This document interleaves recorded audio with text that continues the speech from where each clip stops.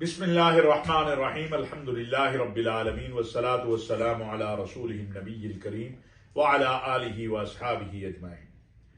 ناظرین و سامعین، السلام علیکم ورحمۃ اللہ وبرکاتہ۔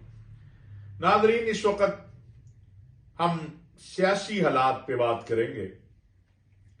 سب سے پہلی بات تو یہ ہے کہ عمران خان صاحب نے جو 26 تاریخ کے لانگ مارچ کا اعلان کیا تھا وہ ہو گیا۔ انہوں نے ایک جلسہ کیا راولپنڈی میں اور اس کے بعد وہ واپس جو ہے وہ لاہور آ گئے ہیں۔ اللہ تعالیٰ ان کو جلدی صحت دے، ہم ان کے لیے دعا گو ہیں، ان کے زخم جلدی ٹھیک ہوں۔ انہوں نے اعلان کیا ہے کہ اب وہ اسمبلیوں سے استعفے دیں گے۔ جس طرح قومی اسمبلی سے انہوں نے استعفے دیے، اسمبلیاں چلتی رہیں۔ میں آج پیشن گوئی کر رہا ہوں، میں کوئی نجومی تو نہیں ہوں، لیکن سیاسی حالات کو دیکھتے ہوئے کہ صوبائی اسمبلیوں سے بھی اگر وہ استعفے دیتے ہیں یا کوئی اس طرح کی موو کرتے ہیں تو پنجاب اسمبلی بھی چلتی رہے گی، بلوچستان بھی، سندھ بھی، خیبر پختونخوا ممکن ہے بالامکان، لیکن اگر وہاں کی پولیٹیکل قیادت نے آپس میں روابط کو بڑھایا تو ممکن ہے وہ بھی بچ جائے۔ وفاقی حکومت کے پاس بہت سارے آپشن ہوتے ہیں، گورنر راج کا بھی ہوتا ہے اور بھی ہوتا ہے، لہذا میں سمجھتا ہوں کہ بات اصل اسی وقت حل ہونی ہے جب مذاکرات کی ٹیبل پر بیٹھا جائے گا۔ وفاقی حکومت ہمارا ہمیشہ یہ موقف رہا ہے کہ مذاکرات ہونے چاہیے۔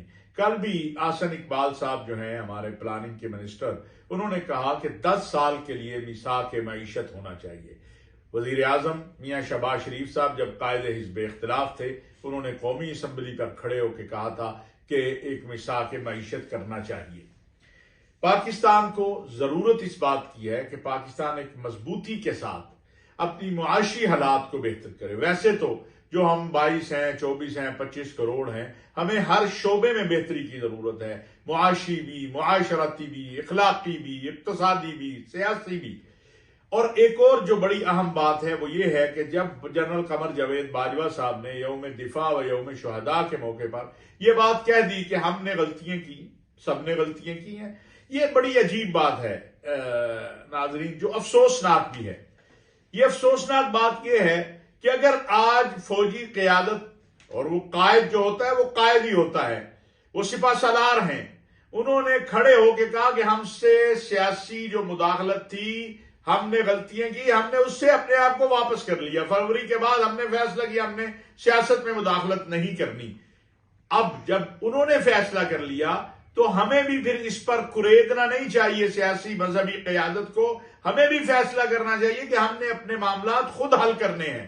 لیکن آپ دیکھیے اسد عمر صاحب کے بیانات دیکھ لیجئے، خان صاحب کی بھی بات دیکھ لیجئے، باقی لیڈروں کی بات دیکھ لیجئے، وہ تو اب بھی یہ چاہتے ہیں کہ کسی طریقے سے مداخلت کرے آرمی اور سلامتی کے ادارے اور ان کو الیکشن لے کر دیں۔ تو جب فوجی قیادت یہ فیصلہ کر چکی ہے کہ ہم نے معاملات میں مداخلت نہیں کرنی، سیاسی قیادت فیصلہ کرے، تو پھر بیٹھے سیاسی قیادت ٹیبل پہ بیٹھے، آپ بیٹھ کے فیصلہ کریں جو بھی آپ نے کرنا ہے۔ تو یہ سیاسی قیادت کی بھی ذمہ داری ہے۔ غلطیاں سب نے کی ہیں، 75 سال میں ہم آج جہاں کھڑے ہیں یہ حالات ایسے نہیں بنے، بہت سے مسائل ہیں، لیکن اس سے نکلنے کا حل واحد ہے، وہ ہے ہمارا اتحاد۔ ہم ایک دوسرے کو برداشت کریں، ہم ایک دوسرے کے ساتھ آگے چلیں، ہم یہ طے کر لیں کہ ہم نے پاکستان کو اگلے 5 سالوں کے اندر معاشی طور پر اتنا مستحکم کرنا ہے کہ یہ جو ہم ہر 3 ماہ بعد 6 ماہ بعد کشکول لے کے نکل پڑتے ہیں، دوست بھی تنگ، اپنے بھی تنگ، بیگانے بھی تنگ، دیتے ہیں، تعاون کرتے ہیں، لیکن بہرحال مانگنے والے کا ہاتھ جو ہے وہ نیچے ہی ہوتا ہے اور دینے والے کا ہاتھ اوپر ہی ہوتا ہے۔ اللہ نے پاکستان کو بہت سارے وسائل دیے ہیں، یہ ملک وسائل سے مالا مال ہے۔ اگر ہم آپس میں مل جل کر بیٹھ جائیں، ہم آپس میں طے کر لیں تو انشاءاللہ ایسی کوئی بات نہیں ہے کہ پاکستان معاشی طور پر، اقتصادی طور پر، اخلاقی طور پر، ایک جو ہمارے ہاں نوجوانوں کا اخلاقی، میں اس لیے کہہ رہا ہوں معاشرتی عدم برداشت کا جو رویہ ہے، اور میں اس پہ آگے چل کے بات بھی کروں گا کہ ابھی آپ دیکھیے کہ کل جو جلسہ ہوا اس میں 1-2 جو تقریریں ہوئی، اور اس سے پہلے اعظم سواتی صاحب جو ہیں انہوں نے جو گفتگو کی ہے وہ نہ ان کی ٹویٹر پر جو آئی ہے قابل قبول ہے۔ یہ عجیب رسم ہے۔ اختلاف ہوتا ہے، سیاسی اختلاف آپ کیجئے، آپ پالیسیوں پہ تنقید کیجئے، لیکن گالی گلوچ کسی بھی مہذب انسان کا یا مہذب معاشرے کا حصہ نہیں ہوتی. کوئی بھی مہذب انسان کسی دوسرے کو ماں کی، بہن کی یا کوئی بھی گالی جو ہے وہ نہیں دیتا. اللہ نے تو قرآن میں یہاں تک کہا کہ تم کسی کے جھوٹے خدا کو بھی گالی نہ دو، کیونکہ ہو سکتا ہے کہ اس جھوٹے خدا کا ماننے والا لا علمی میں تمہارے سچے خدا کے بارے میں بری بات کہے. اور آقا علیہ الصلوۃ والسلام کے فرامین سے ہمیں ملتا ہے، شریعت اسلامیہ کی تعلیمات سے ملتا ہے کہ کہا گیا کہ اپنی ماں کو گالی نہ دو، اپنے باپ کو گالی نہ دو، اپنے آپ کو گالی نہ دو، اپنی بہن کو گالی نہ دو. میں ایک مفہوم بیان کر رہا ہوں. تو کہا کوئی اپنی ماں کو بھی گالی دے گا؟ کہا جب تم کسی دوسرے کی ماں کو گالی دو گے تو تم اپنی ماں کو گالی دے رہے ہو. اب سواتی صاحب بڑے سینئر آدمی ہیں، کہتے ہیں اپنے آپ کو میں سینئر سٹیزن ہوں، لیکن جو انہوں نے زبان استعمال کی ہے سپہ سالار کے بارے میں اور جنرل فیصل کے بارے میں وہ قابل مذمت ہے. ہمیں اپنے رویوں پہ غور کرنا چاہیے. کہتے ہیں اختلاف اتنا بڑھاؤ کہ کل جب آپس میں ملیں دوبارہ تو آنکھیں نیچی نہ ہوں، آنکھوں میں آنکھیں ڈال کر جو ہے بات ہو سکے. کہ جو کچھ ہوا سواتی صاحب کے ساتھ، اگر ان کی کوئی فلم بنی ہے، پہلی بات یہ ہے کہ یہ پہلی شخصیت ہے کہ ایف آئی اے کہہ رہی ہے کہ ان کی جو فلم ہے وہ جعلی ہے. وہ کہتے ہیں نہیں میری فلم بنی ہوئی ہے. بھائی جس نے بنائی ہے تحقیقات ہوں، سپریم کورٹ کے کمیشن تک کے لیے تو لکھ دیا ہے وزیر اعظم نے، اور کیا کریں. لیکن الزام تراشی نہیں کرنی چاہیے، گالی گلوچ نہیں کرنی چاہیے. اور یاد رکھیے اگر آپ پہلے تھوڑا سا ناظرین مجھے موقع دے، میں آج یہ بات بھی کرنا چاہتا ہوں. جنرل قمر جاوید باجوہ صاحب کی پہلے بات کر لیتے ہیں.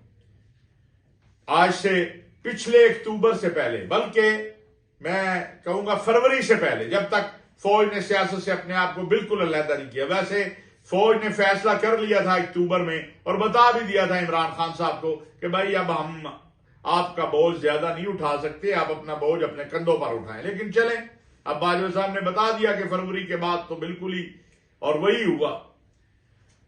اب میرا آج سوال یہ ہے کہ اعظم سواتی صاحب آج جن کو گالیاں دے رہے ہیں، کیا ان کے منسٹر انہیں یہی کہہ رہے تھے کہ آپ ہمارے والد کی طرح ہیں؟ کیا شہریار افریدی نے ٹی وی پہ بیٹھ کر نہیں کہا تھا کہ سپہ سالار قوم کا باپ ہوتا ہے؟ یہ بات عام ریکارڈ ہے کہ نہیں ہے؟ اگر نہیں ہے تو میں اگلے پروگرام میں، میرے پاس موجود ہے لیکن ہمارے پروگرام میں چونکہ وہ ویڈیو چلتی نہیں تو ہم چلا دیں گے. کل تک آپ کہہ رہے تھے آپ ہمارے والد محترم ہیں، کل تک آپ کہہ رہے تھے ان سے اچھا آرمی چیف ہی نہیں آیا، کل تک آپ کہہ رہے تھے ہماری معاشی میدان میں انہوں نے مدد کی، اور انہوں نے کی. پاکستان کو 2 مرتبہ ڈیفالٹر ہونے سے اگر کی بچایا ہے تو اس میں جنرل باجوہ کی 90% کوششیں ہیں.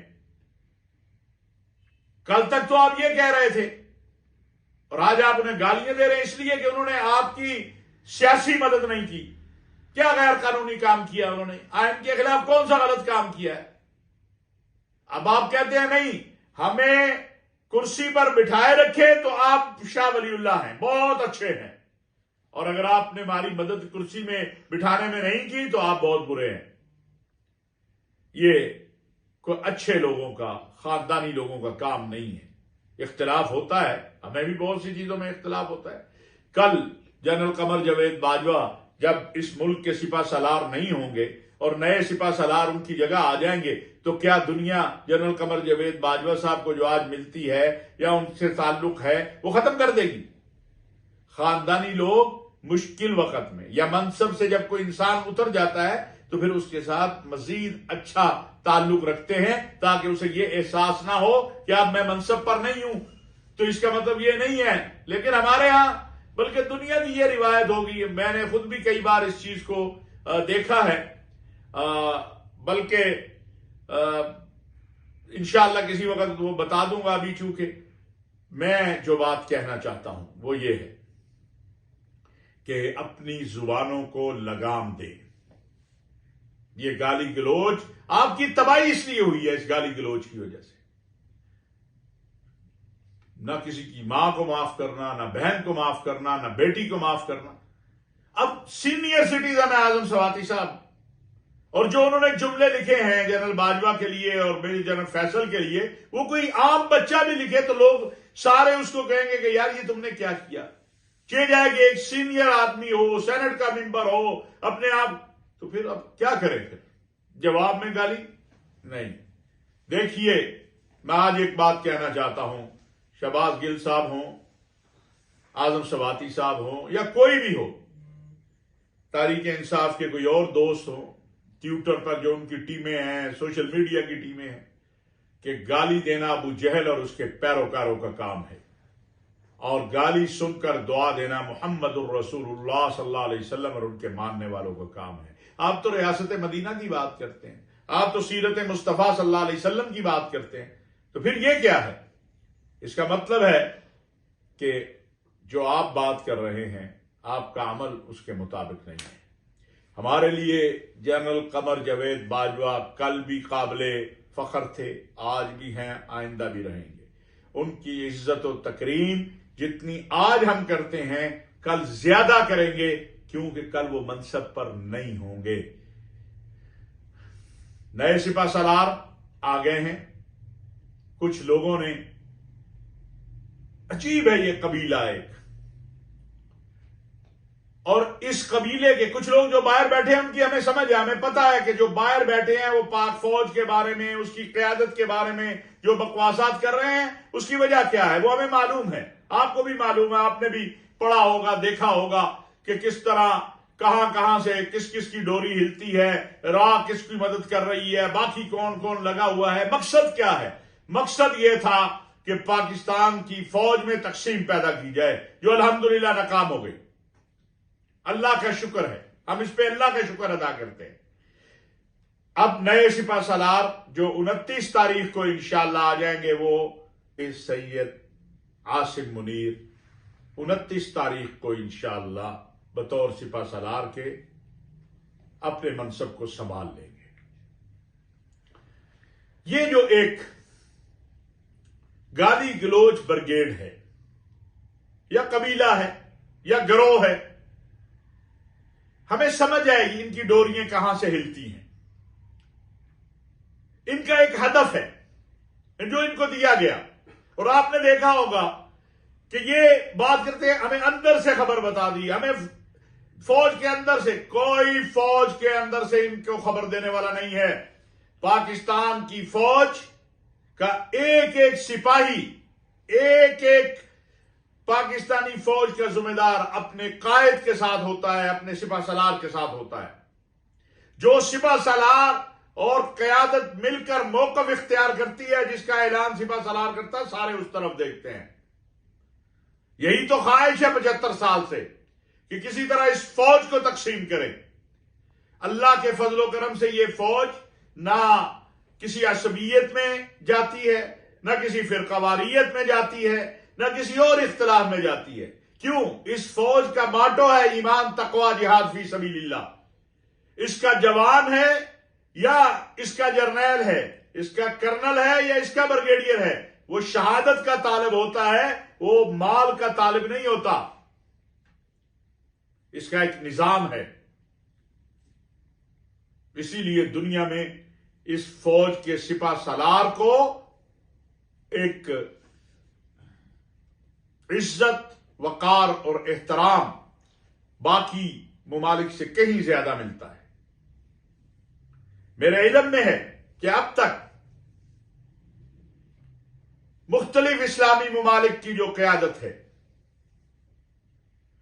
وہ joint chief general Sahir Shamshad Mirza اور chief of the army staff حافظ سید عاصم منیر صاحب کو نہ صرف مبارکبادیں دے چکی ہے، بلکہ یہ بات بھی کہہ چکی ہے کہ انشاءاللہ ہم ویسا ہی تعاون آپ کے ساتھ جاری رکھیں گے جیسا ماضی میں تھا۔ اور یہ تو پھر شخصیات کا ایک اپنا اثر بھی ہوتا ہے، رویہ بھی ہوتا ہے، اور انشاءاللہ تعالی آپ دیکھیں گے کہ ہمارے معاملات بہت زیادہ بہتر ہوں گے اسلامی عرب دنیا میں، انشاءاللہ ہماری فوج کے، ہمارے ملک کے، ہمارے نئے سپہ سالار کی قیادت میں۔ یہ میں بڑی ذمہ داری کے ساتھ ایک بات کہہ رہا ہوں، چونکہ الحمدللہ میں عالم اسلام کا، عالم عرب کا ایک چھوٹا سا طالب علم ہوں.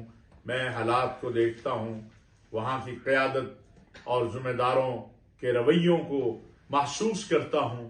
اللہ کے فضل و کرم سے انشاءاللہ یہ مزید بہتری کی طرف ہم جائیں گے. اس میں کوئی شک نہیں ہے کہ ہمارے جو سپہ سالار ہیں جنرل قمر جاوید باجوہ، جو کہ 29 کو انشاءاللہ اپنا منصب چھوڑیں گے، انہوں نے جس انداز سے اور سخت ترین حالات میں یہ آج پہلی بار نہیں، بار بار کہہ چکا ہوں کہ عالم اسلام، عالم عرب سے تعلقات کو جس قدر خوفناک بنا دیا گیا تھا، ان کی اصلاح میں ایک بہت بڑا کردار جو ہے وہ ہمارے، بلکہ مکمل کردار ہی اس وقت جو ہے، اور خود اس کا خان صاحب اعتراف کر چکے ہیں، ہمارے سپہ سالار جنرل قمر جاوید باجوہ صاحب کا تھا. اور انشاءاللہ تعالی آگے بھی حالات کی بہتری میں جہاں تک ممکن ہوگا اپنا کردار پاک فوج کو بھی ادا کرنا ہے، سیاسی قیادت کو بھی ادا کرنا ہے، اور یہ کرتے رہیں گے. ناظرین، عمران خان صاحب نے کہا ہے کہ وہ اسمبلیوں سے استعفے دیں گے، صوبائی اسمبلیوں سے. میں آج آپ کو بتاؤں ایسا کچھ نہیں ہونا. ہاں، مذاکرات کا عمل شروع ہوا تو ممکن ہے الیکشن کو مہینہ دو اوپر نیچے ہو جائے. اس لیے اب میرا خیال ہے خان صاحب کو بھی چاہیے کہ وہ محنت کریں اور اس حوالے سے جو ہے آگے بڑھیں، اور ملک کو ہم سب لے کر آگے بڑھیں. ناظرین، وزیر اعظم اسلامی جمہوریہ پاکستان میاں شہباز شریف صاحب ترکی کے دورے سے بہت کامیابی کے ساتھ واپس لوٹ رہے ہیں.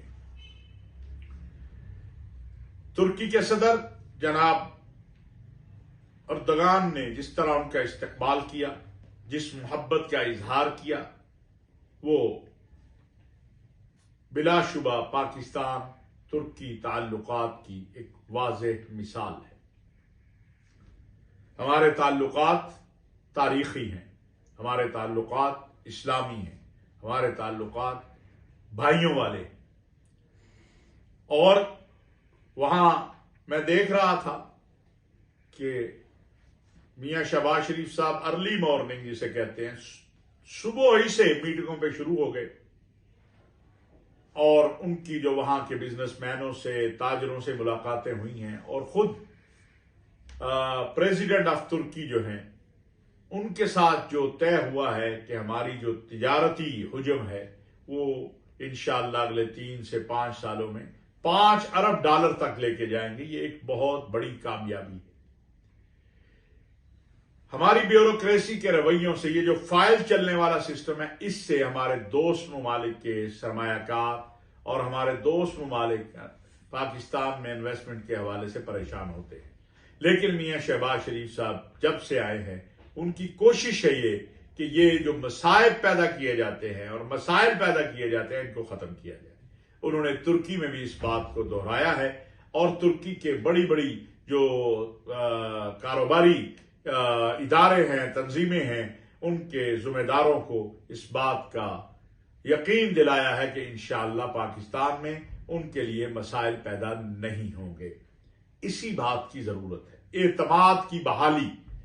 شہباز شریف صاحب نے پچھلے دنوں میں آپ کو عرض کروں کہ سعودی فنڈ کے ذمہ دار آئے، اور انہوں نے جب اپنے شکوے کیے تو جو کام 3 ساڑھے 3 سال سے رکا تھا، ایک دن میں انہوں نے اس کو کروایا.